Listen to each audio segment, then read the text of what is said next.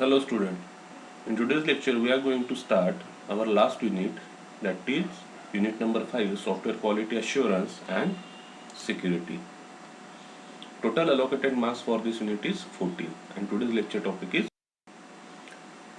this is the course outcome. After completion of this unit we will achieve the CO5, apply, extend, define project management and quality assurance principle in software development. These are the department vision and mission, and this is the POs of our department. Learning outcome. After completion of this lecture, student will able to understand the concept of project scheduling.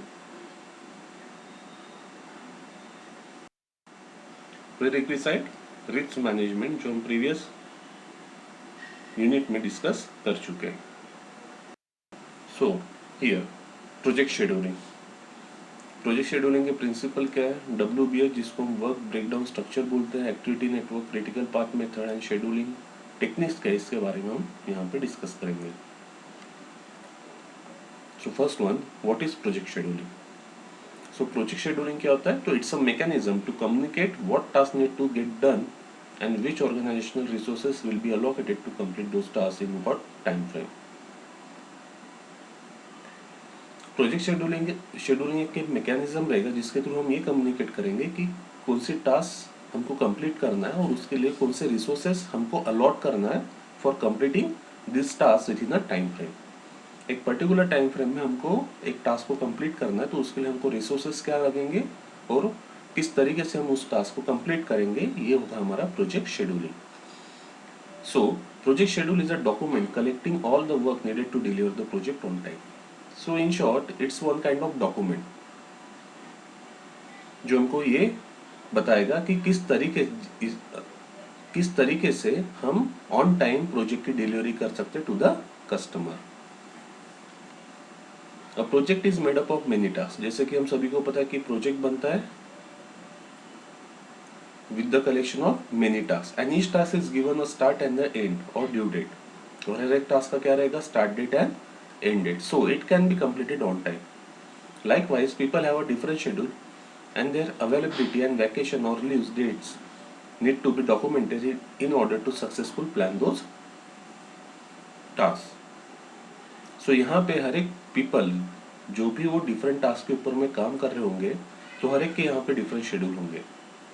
उनकी availability देखी जाएगी, उनके vacations और leaves को consider किया जाएगा और after that हम एक successful plan for completion of this task design कर सकते हैं. Project scheduling involves, project scheduling में इन्वॉल्व क्या रहेगा? तो split the project into the task and estimate time and resources required to complete each task. आप एक काम करो, एक कंप्लीट टास्क को डिवाइड करो स्मॉल टास्क में और उसके लिए एक एस्टिमेट दे दो टाइम का, और रिसोर्सेज जो भी उसको चाहिए होंगे आप उससे अलॉट कर दो. ये होगा first step in project scheduling. Second one, organise task concurrently to make the optimal use of workforce. आप जो भी टास्क रहेंगे, डिफरेंट टास्क रहेंगे, उसको आप कॉन्करेंटली चलाओ ताकि आप यूज कर सको वर्कफोर्स को. Minimise task dependency to avoid delays caused by one task waiting for another to complete.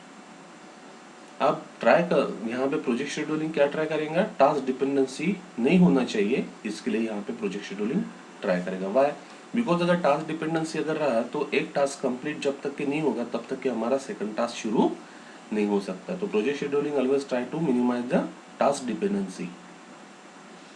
It's dependent on project manager intuition and experience. अभी ये सारी चीजें किसके ऊपर में डिपेंड करेंगी? प्रोजेक्ट मैनेजर के. Scheduling problems. अभी शेड्यूलिंग में प्रॉब्लम क्या होती है? Estimating the difficulty of problem and hence the cost of developing a solution is hard. Estimation सबसे बड़ा यहाँ पे प्रॉब्लम रहेगा और उसकी वजह से हम जो कॉस्ट रहेगा प्रोजेक्ट का, ये फाइंड आउट करना हमारे लिए डिफिकल्ट होगा. This is the first problem in scheduling problem. Productivity is not proportional to the number of people working on the task. Productivity जो रहेगा ये proportional नहीं रहेगा जो भी लोग वहाँ पे काम कर रहे हैं उन टास्क के ऊपर में। Adding people to a late project makes it later because of communication overheads. जो भी पीपल हम यहाँ पे ऐड करेंगे, लेट ऐड करेंगे प्रोजेक्ट में, तो ये क्या किस वजह से? Because of the communication overhead. अगर प्रॉपर कम्युनिकेशन नहीं हुआ तो कुछ लोग यहाँ पे प्रोजेक्ट में हम लेट ऐड करेंगे, तो ये भी प्रॉब्लम हो सकता है शेड्यूलिंग में, क्योंकि शेड्यूलिंग अगर प्रॉपर करना है तो कम्युनिकेशन मस्ट रहेगा, और प्रॉपर कम्युनिकेशन नहीं रहा तो हो सकता है हमारा बजट बिगड़ जाए और हम यहाँ पे नंबर ऑफ पीपल जो हमको उस टास्क को कंप्लीट करने के लिए लग रहे हैं उतने शायद से हम from the first point join नहीं करेंगे, just because of the communication overhead. हो सकता है कुछ लोगों को हमको लेट ज्वाइन करना पड़े। क्यों? क्योंकि प्रॉपर तरीके से कम्युनिकेशन नहीं हुआ था। This is the problem in the scheduling. The unexpected always happens, always allow contingency in planning. हमेशा जो भी आप नहीं चाहोगे वही चीज़ हो सकती है, सो इसलिए आपको कंटीजेंसी रखना पड़ेगा in the planning. This are the problems. Project scheduling process क्या होती है? So this diagram shows the project scheduling process. Here on your left side, identify the activity, that means software requirement. सबसे पहले क्या रहेगा? Software requirement. Software requirement collect करने के बाद में आप आइडेंटिफाई करोगे आपको क्या एक्टिविटी परफॉर्म करनी है। Next thing is identify the activity dependency. जो भी एक्टिविटीज आपने फाइंड आउट की है आप डिपेंडेंसी फाइंड आउट करो। After finding the dependency, estimate the resources for the activity. उस एक्टिविटी को फुलफिल करने के लिए कौन से रिसोर्सेज की आपको जरूरत है वो आप उसका एस्टिमेट निकालो। After that allocate people to the activity. उस एक्टिविटी को फुलफिल करने के लिए आप अलोकेट करो पीपल्स को। And last one is create the project charts. लास्ट क्या रहेगा? प्रोजेक्ट चार्ट आपको क्रिएट करना पड़ेगा। With the help of that आप नेक्स्ट प्रोसेस कर सकते हो। After creating the project chart, हो सकता है वहां पे अगर कुछ प्रॉब्लम रहे तो फिर से हमको वापस कहाँ पे जाना पड़ेगा, फिर से एस्टिमेट निकालना पड़ेगा resources for the activity. With the help of project chart हमको पता चलेगा जो भी रिसोर्सेस हमने अलॉट किए वो प्रॉपर है या नहीं। अगर होंगे तो ओके, हम मूव करेंगे activity chart and bar chart की तरफ। But if no, then we will back to the step 3, estimate the resources for the activity. That means यहाँ पे हमारा कुछ गलत हुआ था, इसलिए क्रिएट प्रोजेक्ट चार्ट में हमको प्रॉपर सोल्यूशन नहीं मिले। So in that way process scheduling works. Project scheduling may simply be represented in a table or a spreadsheet showing the task, effort, expected duration and task dependency. ये इस form में show किया जाएगा, represent किया जाएगा table और the spreadsheet, जहाँ पे रहेगा जो क्या रिप्रेजेंट करेगा, नंबर ऑफ टास्क, उसके लिए लगने वाले एफर्ट्स, एक्सपेक्टेड ड्यूरेशन और टास्क डिपेंडेंसी क्या रहेगा, ये इस टेबल में और स्प्रेडशीट में डिस्प्ले होगा। Project scheduling is the process of deciding how the work in the project will be organise as a separate task. हम किस तरीके से हमारे वर्क को डिफरेंट टास्क में सेपरेट कर चुके हैं ये हमको शो करेगा। And when and how this task will be executed, और कब और कैसे इस टास्क को एग्जीक्यूट करना है ये चीज़ हमको यहाँ पे पता चलेगा। So the above figure shows the process project scheduling. Okay, that means process of project scheduling. Now अभी आइडेंटिफाई एक्टिविटी जैसे कि हम डायग्राम में डिस्कस कर चुके, तो यहाँ पे हम थोड़ा डिटेल में देखते हैं। Identifying the activity, that means identify the specific activity that must be perform to produce the various project deliverables. आप आइडेंटिफाई कर लो एक्टिविटी को जिसकी हमको जरूरत होगी for produce the various project deliverables. After identifying the activity, next one is identify the activity dependency. That means आप identify कर चुके हो एक्टिविटी को, now you have to identify the activity dependency, identify and documenting interactive dependency. That means activity dependency का find out करो, identify करो। allocate the resources are allocated and estimating the number of work periods which will needed to complete the individual activity। Resources आप allot कर दो और estimate कर लो number of work periods कि कितने दिनों में ये काम कंप्लीट, ये टास्क कंप्लीट होगा। Okay, next one, create the project charts. Project activity charts are created to analyze the activity sequence, activity duration and resource requirement to create the project schedule. Project schedule create करने के लिए हमको ये 3 step perform करने के बाद में project chart को भी क्रिएट करना पड़ेगा। जिसकी वजह से हम क्या करेंगे, एनालाइज करेंगे एक्टिविटी सीक्वेंसेस को, एक्टिविटी ड्यूरेशंस को और resources requirement to create the project schedule. Allocate the people to activities according to the different activity people are allocated to this those activity according to activity. आप उस activity को यहाँ पे क्या करोगे, लोगों को अलॉट करोगे. Next one is basic principle. Project scheduling के प्रिंसिपल्स क्या है? Basic principles of project scheduling. First one is compartmentalisation. अभी कंपार्टमेंटलाइजेशन मतलब क्या होगा, होल एक्टिविटी को आप डिफरेंट कंपार्टमेंट में डिवाइड करोगे. That means a given software project is compartmentalized into a number of manageable activity. एक बड़े से चीज को आप एक साथ एक होल कंसिडर करके आप उसको एग्जीक्यूट करोगे, सो वो डिफिकल्ट होगा for the execution. So best way is to आप उसको डिवाइड कर लो. तो हम यहाँ पे प्रोजेक्ट शेड्यूलिंग प्रिंसिपल में फर्स्ट शेड्यूलिंग प्रिंसिपल क्या है, compartmentalization. Means what, here software project is compartmentalized into number of manageable activity. अब एक सॉफ्टवेयर प्रोजेक्ट को कंपार्टमेंटलाइज कर लो जो नंबर ऑफ मैनेजेबल एक्टिविटी में होगा. Second one is interdependency. After that आप जब फाइंड आउट करोगे इंटरडिपेंडेंट टास्क को, तो आप सबसे पहले क्या करोगे, interdependent task are accomplish first. आप पहले उसके ऊपर में फोकस करोगे कि कौन सी टास्क इंटरडिपेंडेंट होगी, आप उसको पहले अकम्प्लिश करोगे. Time allocation. Each and every task has to be assigned a specific time period. हर एक टास्क को हमको यहाँ पे क्या देना पड़ेगा, टाइम पीरियड. ये रहेगा हमारा थर्ड प्रिंसिपल.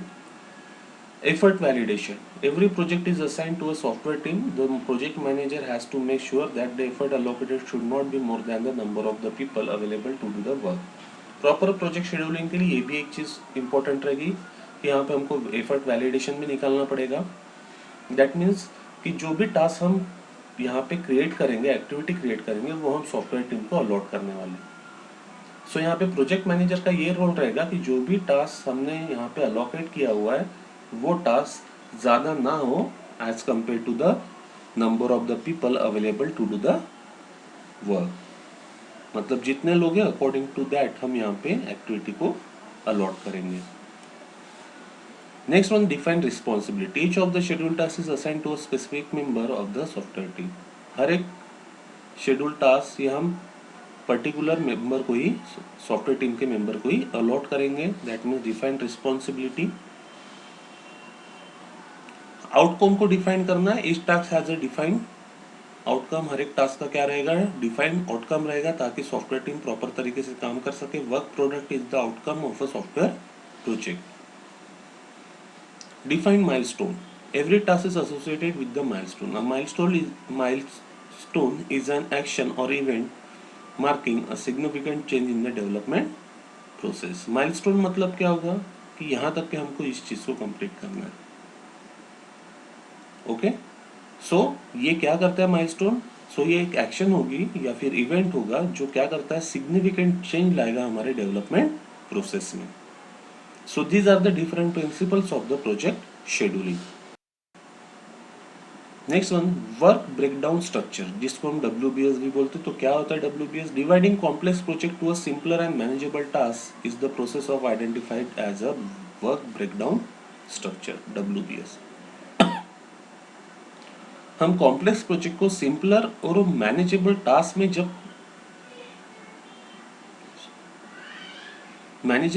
में जब कन्वर्ट करते हैं तो वो उसको हम बोलते हैं work breakdown structure. Usually the project manager use this method. और इसको यूज कौन करता है project manager for simplifying the project execution. किस चीज के लिए, कि जो भी प्रोजेक्ट एग्जीक्यूशन की प्रोसेस होगी उसको आप सिंप्लीफाई कर सको. In WBS much larger task are broken down to manageable chunks of work. तो WBS में क्या होगा, बड़े से बड़े टास्क को ब्रोकन किया जाएगा in the manageable chunks of the work. Manageable chunks मतलब क्या होगा, स्मॉल पार्ट्स जिसको हम इजीली मैनेज कर सकते हैं. This chunk can be easily supervise and estimated, ताकि हम उसको प्रॉपर तरीके से सुपरवाइज भी कर सके एंड उसको प्रॉपर तरीके से एस्टिमेट भी कर सके. Construction of WBS. Identifying the main deliverables of a project is the starting point for deriving a work breakdown structure. सबसे पहला पॉइंट यहाँ पे क्या रहेगा कंस्ट्रक्शन में, कि आप आइडेंटिफाई करो main deliverables of the project. और ये स्टार्टिंग पॉइंट रहेगा of the WBS. This important step is usually done by the project manager and the subject matter expert SME involve in the project. अभी ये काम कौन करेगा यहाँ पे? प्रोजेक्ट मैनेजर और वो पीपल जो यहाँ पे इन्वॉल्व रहेंगे जिसको हम बोलेंगे subject matter expert. So project manager and subject matter expert जिसको हम SMES भी बोलेंगे, जो इस प्रोजेक्ट में इन्वॉल्व रहेंगे, वो उनका काम क्या रहेगा WBS कंस्ट्रक्शन में कि सबसे पहले आइडेंटिफाई करो main deliverables of the project. In the process of breaking down the task one can break them down into the different levels of detail. So break down में क्या होगा कि एक टास्क को हम डिवाइड करेंगे सब टास्क में. Means one can break them down into the different level of detail. There are many design goals for the WBS. Some important goals are as follows. There are different goals of WBS. तो उनमें से giving visibility to important work efforts. सबसे पहला गोल क्या रहेगा कि ये visibility देगा to the important goal work efforts and giving visibility to the risky work effort. और जो risky work रहेगा उसको भी यहाँ पे visible करके देगा, visibility देगा. Illustrate the correlation between the activities and deliverable. ये हमको इलुस्ट्रेट करके देगा, डिस्क्राइब करके देगा correlation between the activities and deliverables. Correlation क्या रहेगा एक्टिविटीज और डिलीवरेबल्स का, इसका डिटेल देगा. And show the clear ownership by the leader, by the task leader. Clear ownership बताएगा by the task leader. These are the different goals of WBS. Following is a sample WBS diagram. This diagram shows the WBS. Here on the top, first one, our software project. This is our software project. Now this software project is divided into 3 activity. First one 1.1 project management, second one 1.2 technical design, third one 1.3 testing, and fourth one 1.4 training. These are the main 4 activity. After that activity, we can break this activity into the sub activity, that means sub task. So 1.1 को हमने divide किया 1.1.1, 1.1.2, 1.1.3 up to 1.1.8. But 1.1.8 is a meeting minutes. Here we have to divide this again in the 2 sub tasks. First one 1.1.8.1 steering committee and 1.1.8.2 technical committee. Why? Because these two committee works under the meeting minutes. So we can divide this into the 2 different tasks so that कि हम यहाँ पे proper estimate निकाल सकते हैं, proper time allotment दे सकते हैं और proper analysis भी कर सकते हैं इन सारी चीज़ों का. Same thing is with 1.2 technical design. So technical design में 1.2.1 feasibility assessment and again feasibility assessment divided into 2 subtasks. 1.2.1.1 data import mapping and 1.2 data export mapping. Then 1.2.2 design documents, and here again design document creating subtasks: design overview, design for servers, design for database, design for interfaces, design for screen. These are all under the design documents. Same thing is for testing and same thing is for training. So in that way we can divide the whole project into the smaller chunks. That means smaller activity and sub activities. So we can estimate properly, we can analyze it properly. Okay, so this is the WBS. Next one activity network. अभी activity network क्या होता है? तो after creation of WBS, जब हमारा WBS बन जाए, so the next step रहेगा हमारा कि डिपेंडेंसी अमॉन्ग द एक्टिविटी को फाइंड करना है. जो भी एक्टिविटी रहेंगी तो हमको यहाँ पे डिपेंडेंसी अगर फाइंड आउट करना है तो उसके लिए हम यूज करते हैं activity network. Activity network is a graphical representation of project schedule.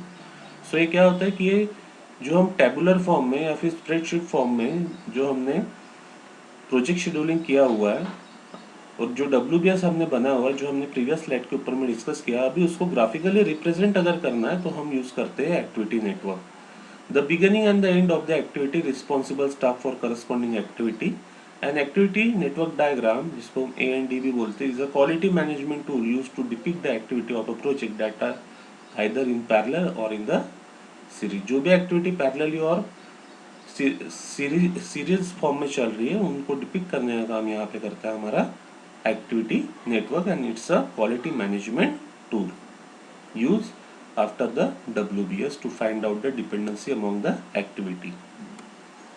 A task is a set of collection of software engineering work tasks, milestone and deliverable, that means outcome, that must be accomplished to complete a project. A task network is a graphic representation of task flow for a project. A task network is also called as a activity network. तो task network को हम यहाँ पे क्या बोलते हैं, activity network. Y? Because हम यहाँ पे क्या फाइंड आउट कर रहे हैं, dependency among the activity, that means task. और ये क्या करता है, तो it's a graphical representation of project schedule. So हम एक्टिविटी नेटवर्क को ही यहाँ पे क्या बोलते हैं, task network also. Next one, scheduling techniques. अभी there are two scheduling techniques. First one is CPM and second one is PERT. Scheduling is generally one of the critical activity for the project in any of the field. कोई भी field हो, यहाँ पे scheduling जो रहेगा ये critical activity रहेगा. Software project scheduling is nothing but the action that distribute the estimated efforts across the plan project time interval by allocating the effort to specific software engineering task. So there are two primary techniques available in the software engineering are CPM, जिसको हम बोलते हैं critical path method, and second one is PERT, program evaluation reviews technique. So first one, CPM. In a project, various activities are executed in parallel by the different teams. अभी project में क्या होता है कि various activity execute होती है parallelly और उसको execute कौन करते हैं, different team. Some activity are dependent on the other, कुछ activity depend रहेंगे दूसरे activities के ऊपर में, and hence cannot start before the another task is complete. और इसके वजह से वो अपना काम शुरू नहीं कर सकता before the previous is completed. The critical path method is a step by step methodology. So यहाँ पे हम यूज करते हैं CPM. So CPM क्या होता है, it's a step by step methodology और टेक्निक और द algorithm किस चीज के लिए, for planning the project with the numerous activity that involve complex and interdependent interaction. CPM is an important tool for the project management. It's a ये क्या है, एक प्रोजेक्ट मैनेजमेंट के लिए यूज होने वाला इंपॉर्टेंट टूल रहेगा because it identifies the critical and non critical task to prevent the conflicts. इसका काम क्या रहेगा, to identify, I again repeat, इसका काम क्या रहेगा कि ये आइडेंटिफाई करके देगा critical and non critical task to prevent the conflict. Conflict create ना हो इसके लिए ये critical and non critical task को हमको आइडेंटिफाई करके देगा और it's a project management tool. The basic step employed in CPM are determine the required task. These are the different step जो हमको CPM प्रोवाइड करता है. ये क्या करके देगा, डिटरमाइन करके देगा रिक्वायर्ड टास्क को, list of required task in sequence, create a flow chart including each required task, identify the all critical and non critical relationship, that means path among the required task, assign an expected completion and execution time for each required task, and study all the critical relationship to determine possible alternative or backup for as many as possible. These are the different steps in the CPM. Next one is program evaluation review technique, that means PERT. PERT is one of the successful and proven method among the many other techniques such as CPM. अभी PERT से CPM से better रहेगा PERT. ये ज़्यादा से ज़्यादा successful और एक ऐसी मेथड है जिसने खुद को प्रूव किया हुआ है as compare to CPM, FP, top down estimating, wave etcetera. Wave is another tool used for the project scheduling. So as compared to these all, PERT is good. PERT was initially created by the US Navy in 1950s. इसको create किसने किया हुआ है, US Navy ने in 1950. The pilot project was the developing basic missile and there have been thousands of contractors involved. Okay. So at the core, PERT is all about the management portability. अगर हम core की बात करें तो PERT is क्या है, is all about the management portability. Therefore, PERT involved in many simple statistical method as well. Sometimes people categorize and put PERT and CPM together. Although CPM shares some characteristics with PERT and PERT has a different focus. Generally क्या होता है, हम categorise करते हैं और put करते हैं CPM and PERT को एक साथ, बट CPM शेयर करता है some other characteristic with PERT and PERT का जो फोकस रहेगा वो कुछ और ही रहेगा.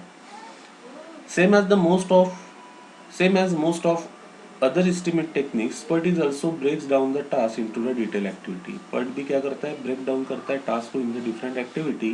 Then a Gantt chart will be prepared illustrating the interdependency among the activity. उसके बाद में एक चार्ट क्रिएट करेगा जिसको हम गैंट चार्ट बोलते हैं, जो क्या करेगा, interdependency among the different activity को इलुस्ट्रेट करेगा. Then a network of activity and their interdependency are drawn in an illustrative manner. After that जो नेटवर्क एक्टिविटी रहेंगे और उसकी इंटरडिपेंडेंसी रहेगा उसको हम ड्रॉ करेंगे in the illustrative matter, that means in detail. These are the some MSBT question based on the today's lecture topic. Describe the project scheduling with their principle. Describe the importance of WPS in the software engineering. Describe scheduling technique in software engineering.